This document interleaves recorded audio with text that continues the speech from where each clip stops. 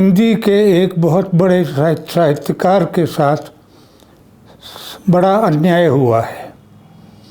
उसकी लिखी हुई आरती पूरे भारत में, बल्कि भारत से बाहर भी जहाँ कहीं विदेश में हिंदू रहते हैं उनके मंदिरों में गाई जाती है, जय जगदीश हरे।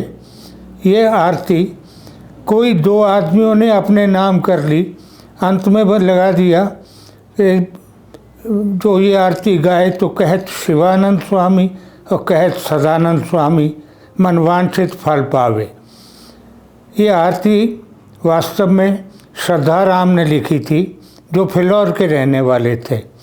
श्रद्धाराम फिलौरी ने उर्दू साहित्य की परंपरा के अनुसार अपना नाम इस प्रकार से पिरोया था आरती के अंतिम लाइन में कि वो उसमें खप जाए, श्रद्धा भक्ति बढ़ावो संतन की सेवा।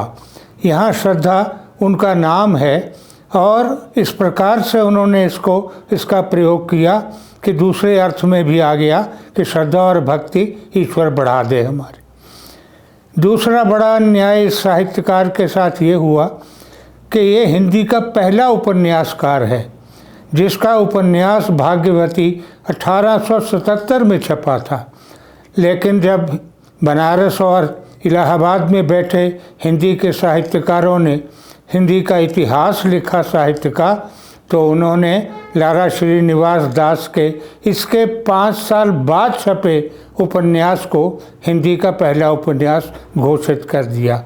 ये दूसरा बड़ा अन्याय हुआ।